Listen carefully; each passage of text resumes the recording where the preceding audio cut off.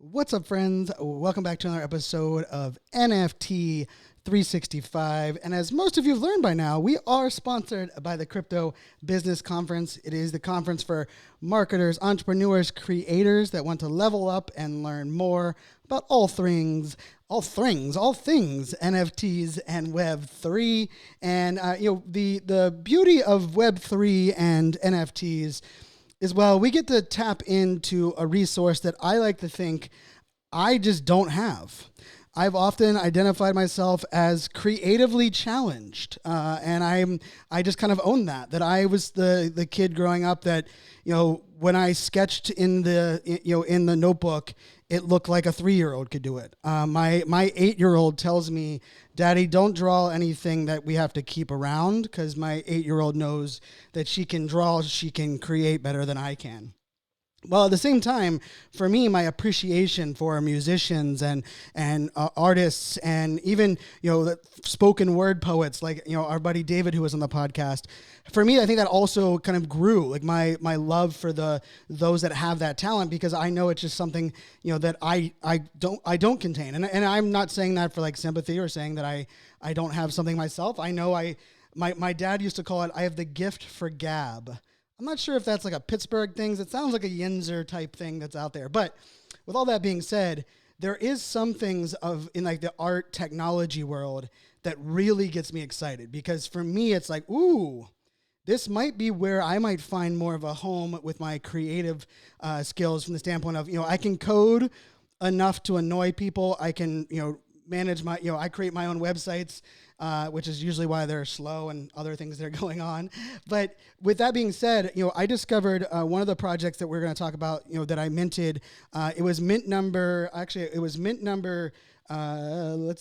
249. I know on the screen in our video, we might actually say 251, but it is 249.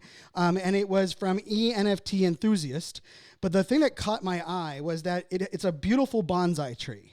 And of course, I'm a millennial, so the first thing I see when I see bonsai, I say, wax on, wax off.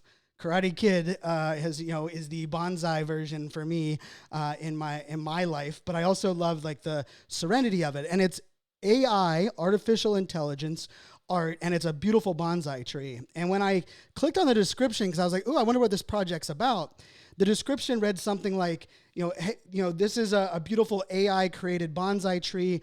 Our goal is to have you mint this for free so that you can drive awareness to our artificial intelligence tool for creating art. And I was like, what a great use case for this NFT. And I really thought that was such a creative way, because I can tell you, I probably wouldn't have discovered this tool or this software if it wasn't for that NFT. And so I bought the NFT, jumped into their Discord, and I got access to this like AI generator. And it was as simple as me putting in /image, and then I put a couple words that I wanted it to generate.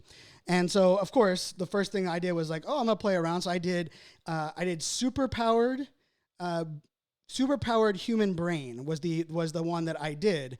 And I'll just tell you, the art that came up, we'll put a link to the tweet where I tweeted out this art, but the art that came up it came up in 4 different ones, and my mind was blown. Or I guess I could say my brain was blown, because it's like this beautiful neon colors, which of course is on brand for me. Really cool art that I was just really inspired by. And then I spent about an hour and a half inside of that Discord playing with that AI tool. And funny enough, I don't think I ever made anything. And I say made. Made would be the largest air quotes in history, saying made. I don't think I generated anything that I liked more than this original one. But I say all of that because it's what project we minted for our Mint 365. Great concept, right? The idea of like using the NFT for that type of awareness of a tool. It also got me in the Discord, it got me connecting with the artist, and we'll just say you might hear from him in the near future, or you might hear a little bit more about him in the near future. But I thought that was a great use case and something that we could kind of tap in for the podcast here. So jumping into the show now, and for me, you might have noticed, like I wake up happy, I go to bed happy. Doesn't mean that my day is happy. We all have our own struggles. There are plenty of days where I go through things as well. but I've always been kind of blessed to be one that is high energy and very passionate, right? I get that question a lot from people that are like, Brian, like, where do you get that passion to do a podcast every single day? And I'm like, well, it's just because there's a microphone there. Like, I'm passionate just about every day, especially you put a microphone in front of my face. And probably if my teachers in high school knew that they could get the best out of me if they put a microphone on in my face, that might have worked out, for the best.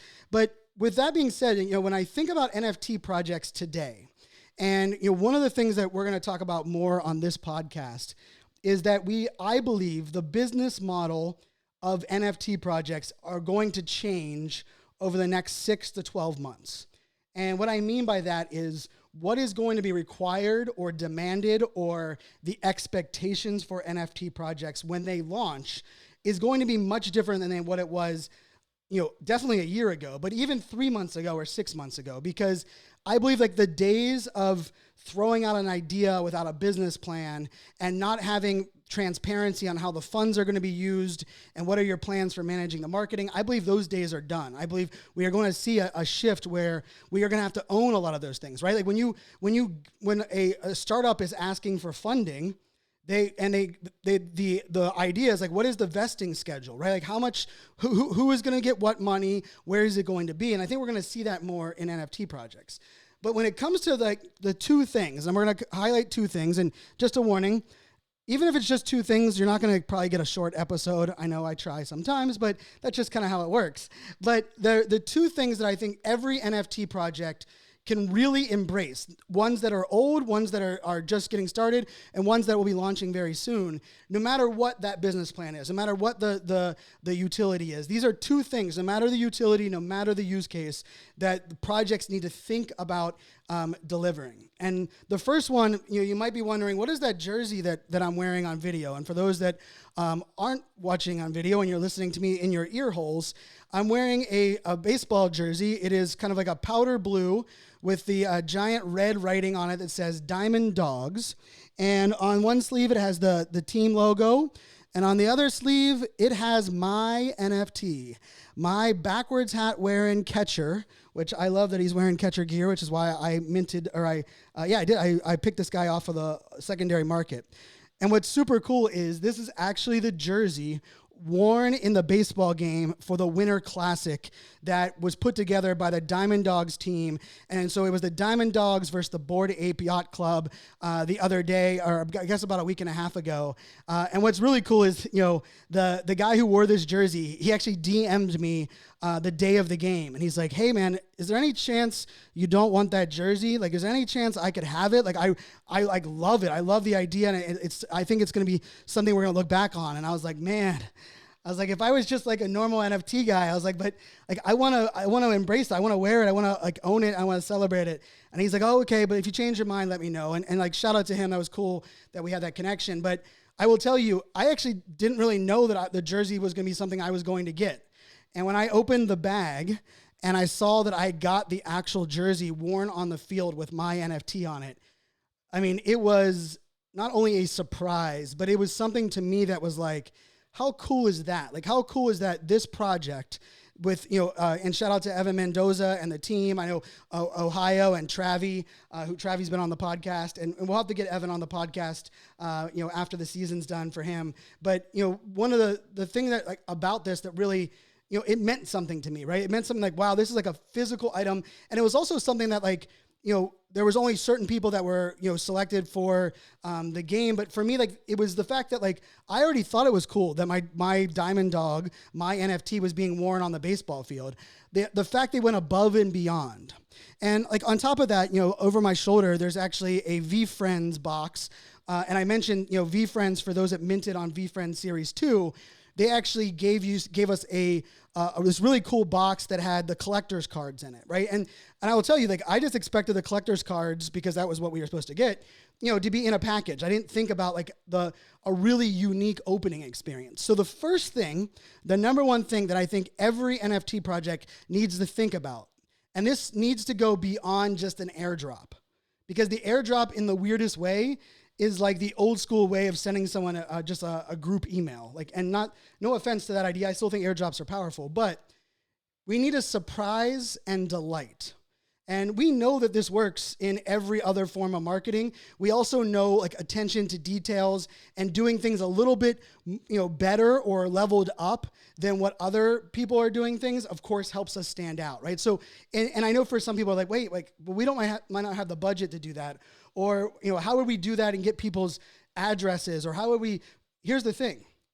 Part of the surprise and delight is the fact that you're willing to put in all of that extra work. Like, when someone says like, Brian, but we don't even have their address. You can't get their address, or you're not willing to put in the effort to get their address. And in this NFT space, that's what matters, right? It's like, and it goes back to like, the thing I've preached the most in my career on social media is one thing, and it's always been one thing. It's called show you care. Pretty simple in my opinion. Like, you want people to follow you back. You want people to say yes to you when you get on their podcast. You want people to say yes to, to collaborate. You show you care about them more than they've ever really been shown they cared about by others that follow them. And you'll be amazed how you stand out. And so I think for NFT projects, surprising and delighting, right? Like, and let's be very careful with this though, because sometimes I know what people will say. Well, Brian, yeah, we just got to keep expectations low so we over-deliver. Here's the problem with that. Low expectations that nobody cares about is not going to have anybody joining your project. So let's be very careful. I believe we shouldn't overcompensate. We shouldn't, I think we should manage expectations. But saying that we're going to lower them so that we can over-deliver, to me, is like that fact of like, that's not really surprising and delighting. It's giving me what I was hoping you were going to give me, because I didn't want just what you were kind of setting up. And so that number one is surprising and delighting. I think we can get creative with it in, even if it's an airdrop, right? A customized airdrop, right? I got one of those, a shout out to Stardust Society. Stardust Society, we actually had the founder of Stardust Society here on the podcast as a guest. And I opened my wallet yesterday or day before, and I saw that we got an airdrop. But what was cool about it was the airdrop, and I'm not sure how this happened or worked. Maybe I put it in their website when I know how it happened. See, this is me thinking out loud on the podcast. It was actually in the Discord. They allowed us to select what was our sign. And I was a Gemini. So when I opened my wallet and I was airdropped a Gemini customized piece of art, I was like, damn.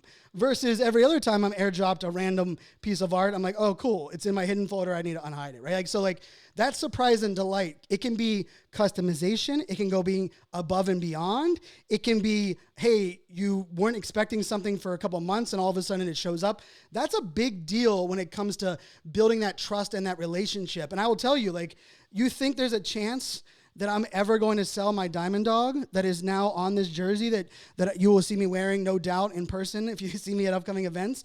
There is 0.0% chance that I sell that Diamond Dog ever. And think about that from that relationship, right? If you build the relationship at that level and you provide that kind of connection with somebody, you don't have to worry about a hodl mindset. They didn't ask me to talk about this on the podcast. I've already had Travi on the show, right? And but the idea is surprise and delight, and that feeling of what you give people, they oftentimes shine it back to you on your project in ways that you've never kind of imagined before. All right, so that was number one. I told you it wasn't gonna be short, but hey, that's pretty quick. Number two is one that I struggle with immensely.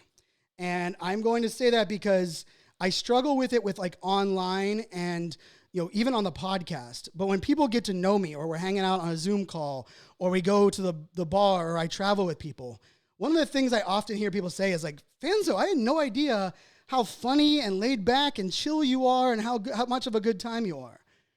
And I remember I used to get offended by that. I'm like, so you don't think I'm a good time normally? Am I a bad time? And people are like, no, but you're always about, the business sense of NFTs, or you're about the business sense of live video, or you're talking B2B marketing, or you're educating, or you're inspiring, or you're motivating. But that fun side of you doesn't really come out. Now, for some of you listeners that join our game night on Thursday nights, I think you get to see that side of me probably more so than most. Because, first of all, I suck on game night. And I even use a GIF from our man with the van down by the river that just says I suck, because I literally am ever since Carter, our host and MC, master of ceremonies, the best MC in all of the Discord game nights. I didn't give him that title. Other people have given him that. He did a Beatles trivia one night, and he didn't play, in my opinion, a single song that I thought was popular in the Beatles genre. And it was him and Kevin on both the team. We have to share blame there. But since that day, I've literally not got one answer correct. Not one thing right on game night. And I play every Thursday night. And everyone can play. They're free. It usually only lasts 30 minutes or so. It's a hell of a lot of fun. But I say all of that because that word fun, F-U-N, you'll be amazed at the bonding and really the connection that fun experiences have for growing within a community. Let's face it, even think about like when I ask people like what is the community that they think about offline, a lot of people mention church, right? Or religion, whatever you might be going. Let's face it, I grew up Catholic, no longer practicing, but I grew up Catholic. I can tell you the community part of the Catholic religion was not the stand up, sit down, stand up, sit down, stand up, kneel down, stand up, sit down, stand up, sit down. That is the hour every Sunday. Like that, that was my childhood, right? That's not what built that community. It was the evenings that we did, like the charity drives or the cookouts or the festival parties where we got to dunk Father Schrader, who was my priest growing up. And like if you think about it within a community, the fun components where we allow people to be themselves. We have games, we have trivia night, we have, maybe it's poker night. Maybe it's even something as fun as like people can share their talents or the lack of talents in some cases. For me, integrating fun and making a fun a theme and a priority within your NFT project is essential for growth. Now, here's the thing with fun. It cannot be manufactured. It cannot be forced. We've seen forced fun. Like that's like when you go to, and this is going to piss off some people in my industry, and I apologize ahead of time, but I cannot stand forced fun at events. I get paid to host events. I get paid to MC and speak at events. And when someone, one of the event managers like, Brian, I want you to get everybody dancing on one foot so that we can have fun to kick off the event. I'm like, you think some stranger wearing a hat and crazy colored shoes going up there telling people to jump up and down on one leg while we play some music is fun? You and I don't have the same idea of fun. And so when I think about fun, I think it's about creating a culture that allows people to like let out that fun, like let out the things that are like who they are. Now, for the most part, a lot of that lives in a word that we could just call memes. Meme culture owns the internet. I actually think there's two things that own the internet: porn and memes. That's pretty much what runs the internet. And if you want to argue with me, I'm pretty sure I can prove you wrong on that side, right? And if we think about it, when we think about like the fun component of memes, part of it is like it relates to us. They're easy to share. They're funny. People create them. But they're also like a way of like co-creation, right? Where you're taking maybe the art from, maybe a clip from a video and you're overlaying like a funny quote or a line with it, right? And I will tell, my community, our mods and our team, I tell them, roasting me is 100% on the table. Like, make fun of the words I screw up. Make fun of the fact my grammar is not always the best. You can tease me about like the lines that I say every time in every podcast, right? Like to me, like I have fun with that, right? Like, I'm very comfortable in there. And so one of the things that I think we have to think about within our NFT projects is like, what are those moments? What are those things? Now, here's the other part of this. Not making it a requirement and not making people feel bad that don't want to participate. Like I, for one, when I heard when the team said, Brian, we should do game night, I was like, oh, we should? We're going to do game night in a Discord? Really? Like that literally was my answer. And they're like, yeah, it's going to be fun. I'm like, I'm not sure that's something that sounds like too much fun to me. Now, I'm not being a party pooper, but I'm just going to say, for the most part, when I think about like fun collaborations on digital and social, the idea of like a game night there doesn't make sense. Now, I know I have some friends that have known me back from high school that listen to this podcast and middle and college. You take me to a bar and it's trivia night, like on the TV, game on. Like game on. If they have poker boards there, game on. I love. Let's go play board games. My daughters and I play board games on a regular. Like I actually love games, but for whatever reason, like that idea of like a trivia night to me, like I kind of and honestly, I didn't even plan on going the first night. I'm just gonna be truthful. And Delphi Cat on our team, she's like, Fanzo, first trivia night's going on. I was like, oh yeah, I should pop in there. I haven't missed a trivia night since. Like literally since that Thursday, I've done my best to show up there every single Thursday. And the reason I think that's so important is because we get to see like I was making fun of a couple people in our community. I was like, wait, who's cheating over there? I was like, Brecky, are you using a remote control for this game that we're playing? Because you're too good at it right now. Like that's that shouldn't be allowed. Or this last week, the theme was Stranger Things music clips that you had to guess the title of the song. And if you're just for those playing at home, I got 0 correct. I got 0 correct on the trivia part, 0 correct on the music trivia for Stranger Things season 4. But there was one, and the name slips my mind right now off the top of my head. There was one person that got like 4 of the 5 right.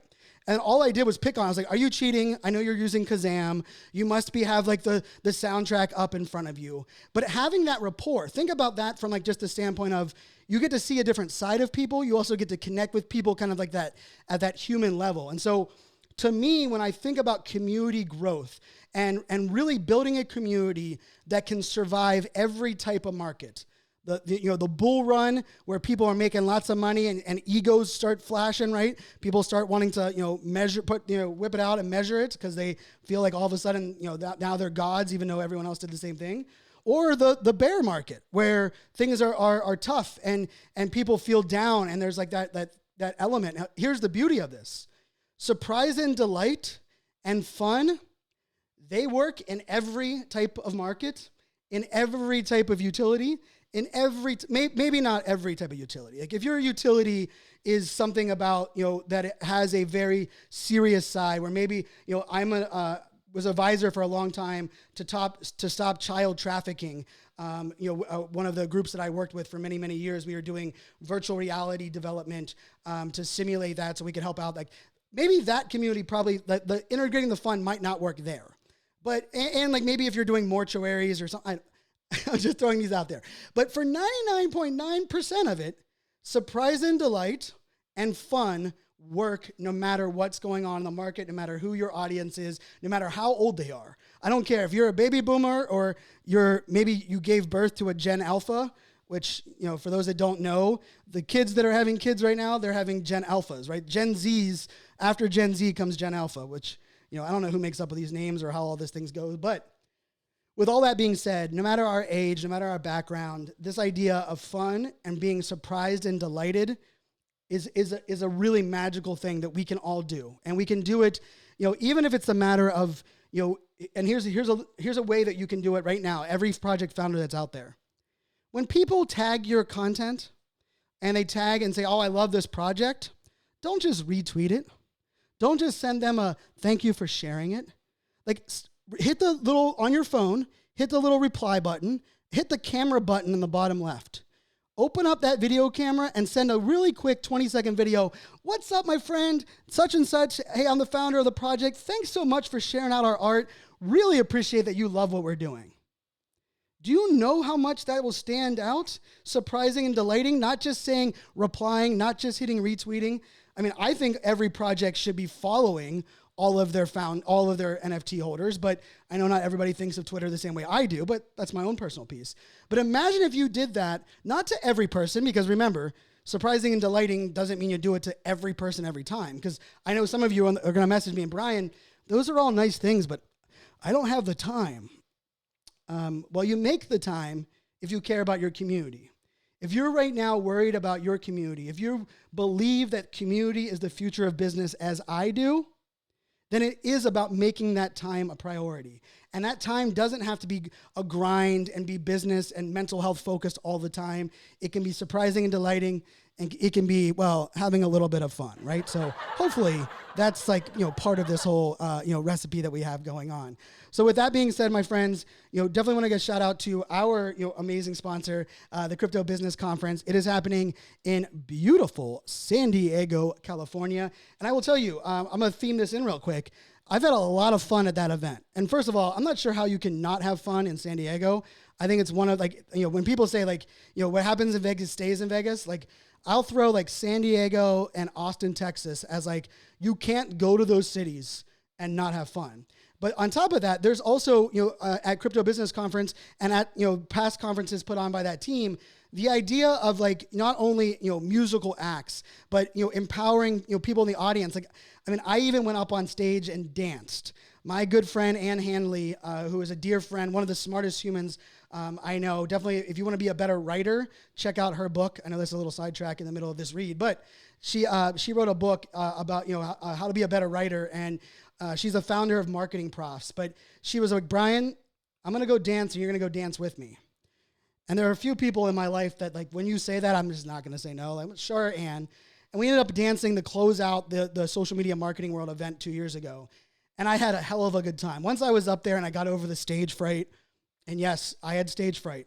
Give me a microphone, let me give a keynote, never scared. Make me dance, make me sing, make me do anything that isn't me giving a keynote on stage, and it scares me half to death.